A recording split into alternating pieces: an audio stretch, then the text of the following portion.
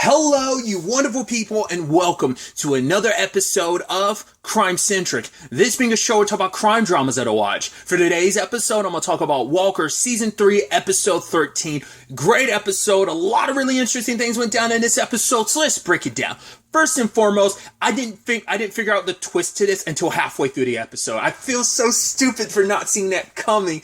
There's probably like so many clues well before now, but they really dropped a lot of the hints earlier on in the episode, but I felt so stupid. I was like, go ahead, give me that reveal, and they did. I was like, I knew it. I knew it. Okay, so breaking some stuff down, and first and foremost, Walker is convinced, like, no, Coop is alive. He's the one who is behind this whole gray flag thing. Because it's like, right, there's a very particular alias he used to use back in the day. That same alias, I forgot what it was. He looked into it with Julia. Like, that same alias was connected till after, popped up again after Coop's death, but then they started like following like a bank account of like transferring money from one identity to another, and they found one that basically that connected that money trail. The latest alias has been made a purchase at a rental for a vehicle like this week in Austin, so he knows Coop is here, and it's like, all right, it's not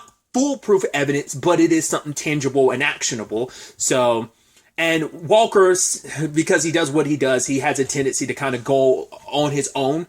Kind of is the loose cannon he is sometimes. I mean, he's not the loose cannon he used to be, but this is something personal because it's Coop. Coop, who is a brother to him, his best friend, his mentor. So, especially when James was like, right, how do you know when the time comes you'll be able to pull the trigger? That's why he decided not to involve Cassie, because he wanted to talk to Coop. Because it's not just about unraveling all this gray flag stuff. It's about there's 20 years of baggage that Cordell needs to figure out and work through with Coop, that he needed that first, and he doesn't know if he had that opportunity. He doesn't know if Coop would be as responsive if other people are there. Plus, if the situation called for it, he knows who Coop is. And even James is like, yeah, this guy has led, to your people in your unit dying. The fact of the matter is he's very dangerous. Even Cassie she was like, yo, like body armor into like M4s or something like that. I was like, well, we're going fully low. It's like, yeah, he was a ranger, so like raider, so we have to be careful. So I think all that is what influenced Walker's decision.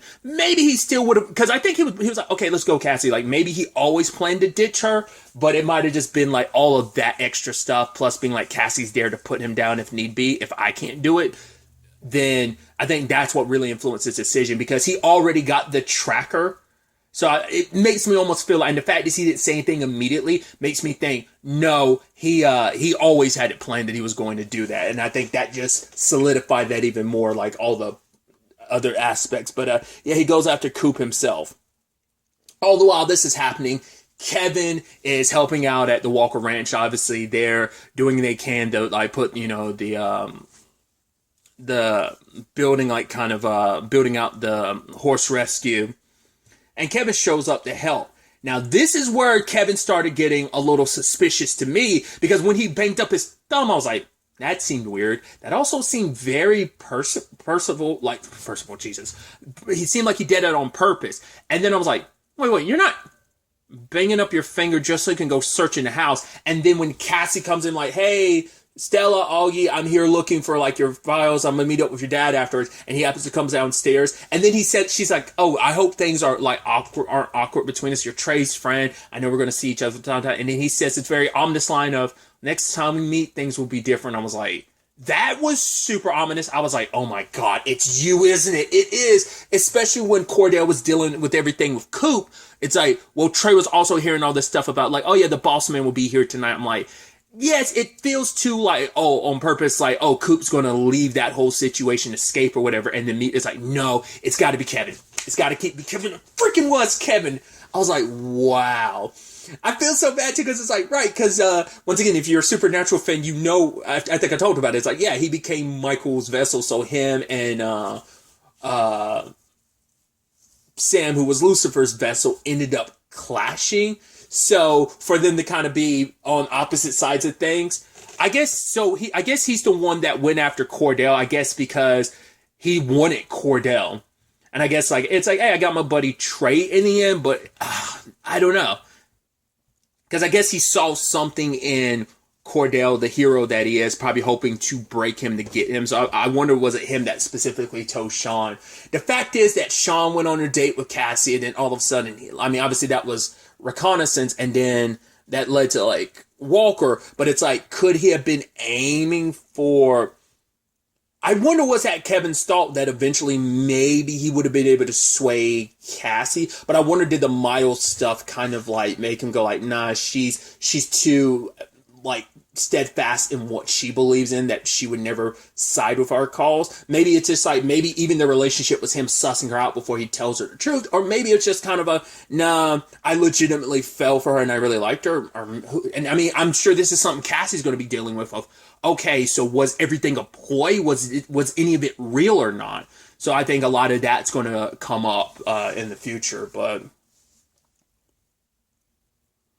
it also feels so interesting too, considering, like, hey, like, Kevin stopped by to help, and obviously Marlene isn't, Abby was kind of giving him kind of like, I thought she was kind of giving him the stink eye and stuff, because it was like, oh, you're too much of a politician, and oh, you want things to kind of move on your timetable. It's like, oh, you're only helping us because the lady who's helping, like, fund this, it's like, oh, things aren't moving as fast as she wants them to, and it's like, you're here just to keep your relationship good with said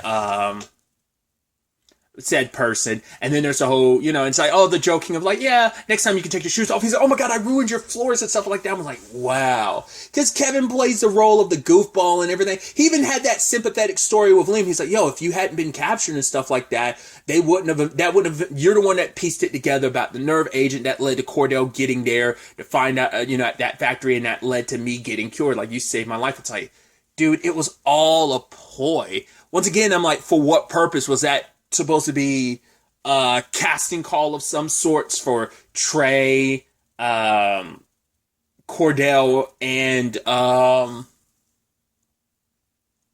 Cassie, or what? Like, I mean, for one, why did he, like, because he seems like such the politician, but maybe that's what he is. Like, he's playing the role of the politician because he's sick and tired of the politics of stuff. Like, I don't know, maybe he has some, like, military connection. Like, maybe it's someone in his family who's part of the military, and he's just tired of the way the world is operated because he is in the world of politics. He sees, like, the backdoor deals, like the red tape you have to cut through. Like, yeah, we want to bring, new breath into this world. They are this anarchist group that they are.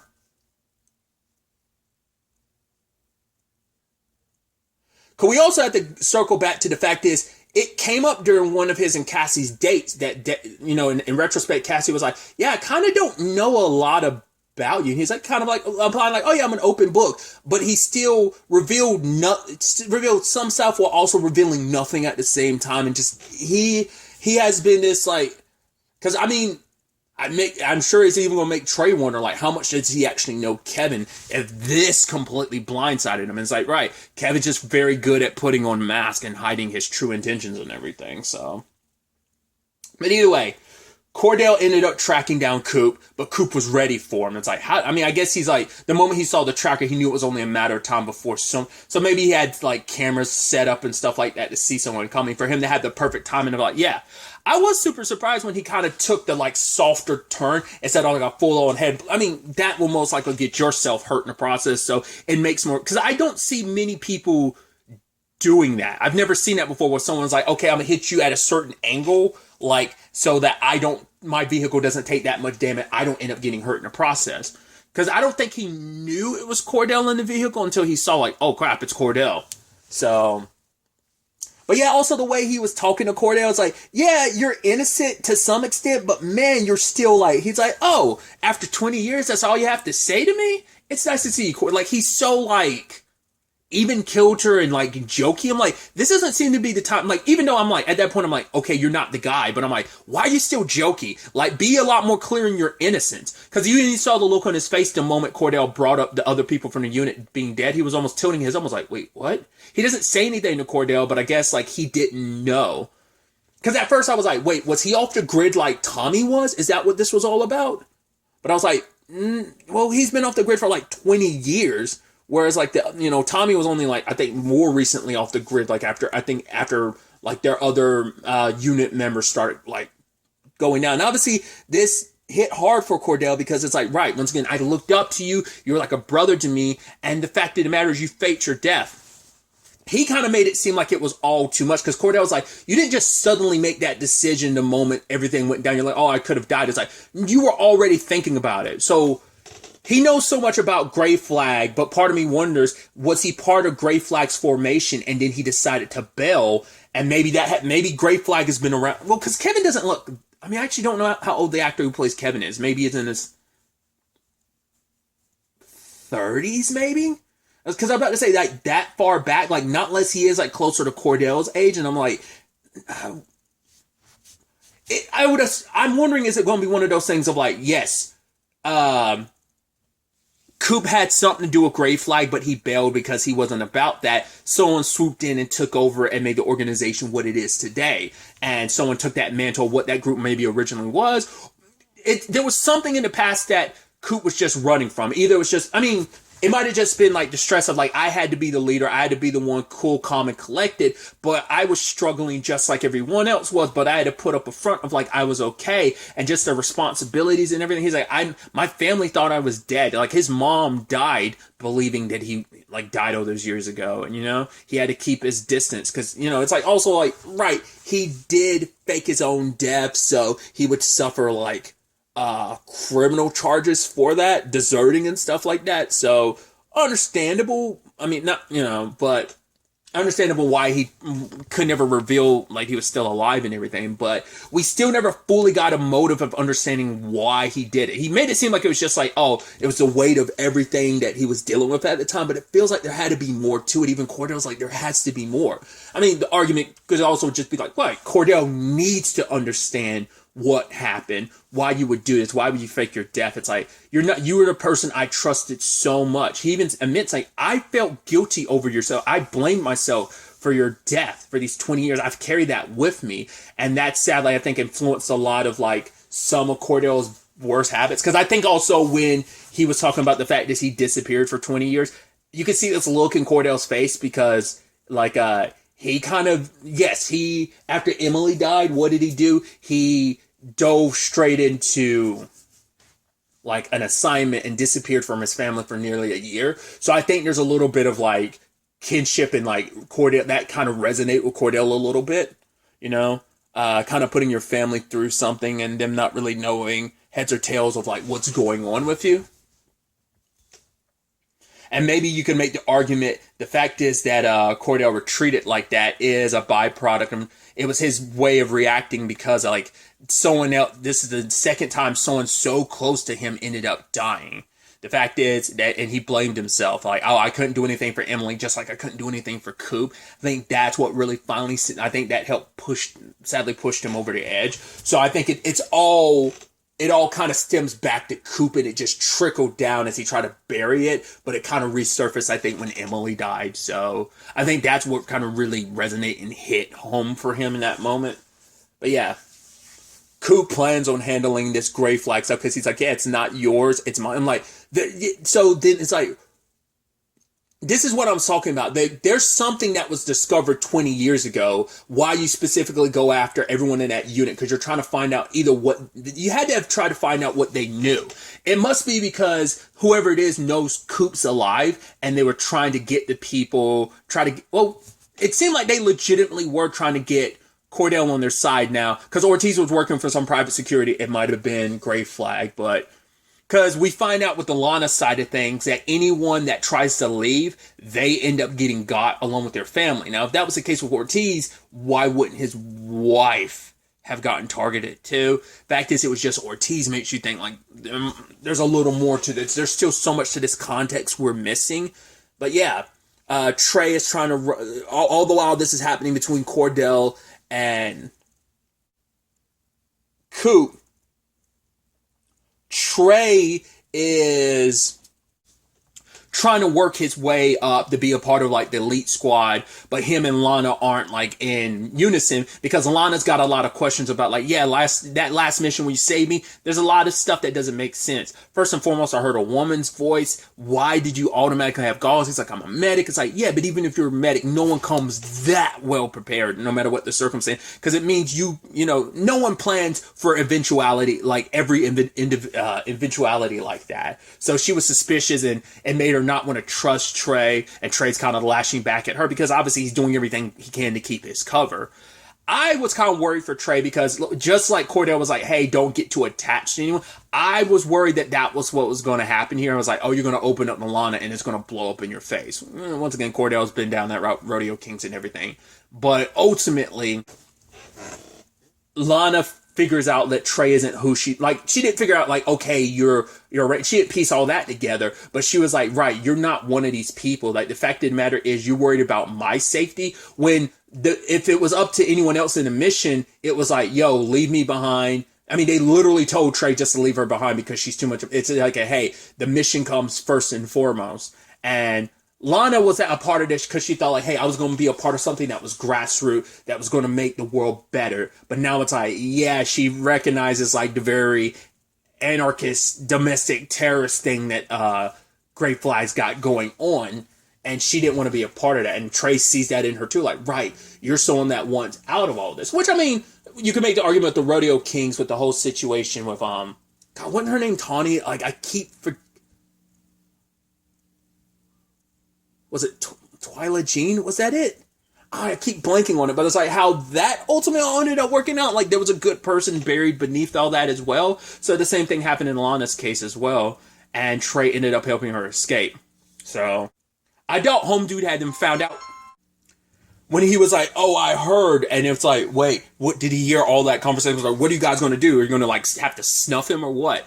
But it's like, no, he heard that like Trey was going to be given another chance because the boss is coming tonight. And it's like, even Trey was like, oh, I'm getting another shot. Even I was like, why are you? I was like, that's what solidified it for me too, that it had to be Kevin. Because I'm like, no one else but Kevin would constantly be giving. It's like, no, give Trey another chance.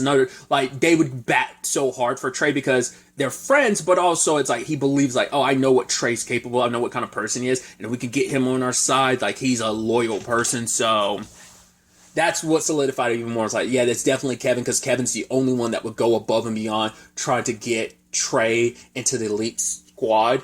So, I mean, and it makes. I was like, oh god.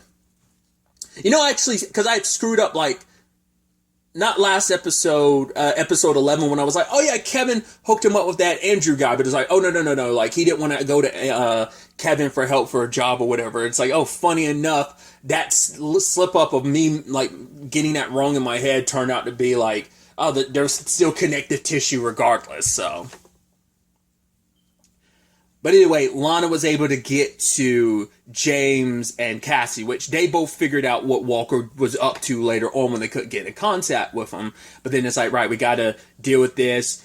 Coop's going to be here tonight. Oh, it's not Coop, it's Kevin. And once again, just like everyone's jaws dropping. Like I said, like no one amongst them saw that coming. So we see Trey's reaction, and he's got to be like, yeah, I'm glad to be on the right side. And once again, Cassie's going to have all kinds of conflicted feelings. And the moment Cordell finds out about this, I mean, for one, they're probably going to get on him for handling the Coop thing. But it's like, oh, Coop's not the one behind all this. But there still has to be connective tissue between Grey Flag and why he's going on the solo mission himself. Like why he's saying it's not Cordell's problem. It is. The moment they involved his family, because he was saying like, right, you're saying that Grey Flag nearly destroyed your family. He's like, it destroyed mine. So it has to do with like that was always my thing. This has to deal with something 20 years ago. They saw something, or they were a part of something, or maybe a part of a mission that was. I wonder, could it be that Kevin's secretly like changed his name or whatever, but he's actually connected to someone, not from like Cordell's unit, but like someone that was involved in general with that mission.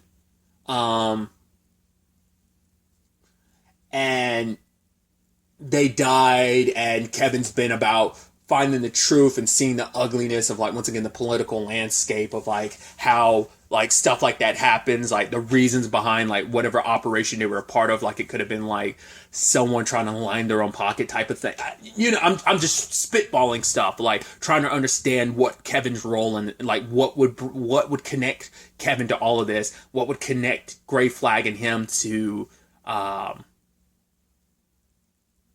Coop in what shape or form. So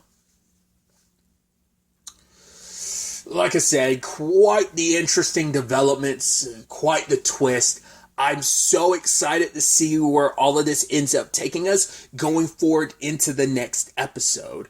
But really, that's all I want to talk about. Until the next time we meet, be happy, be safe, live life to the fullest, and enjoy it. Good day and good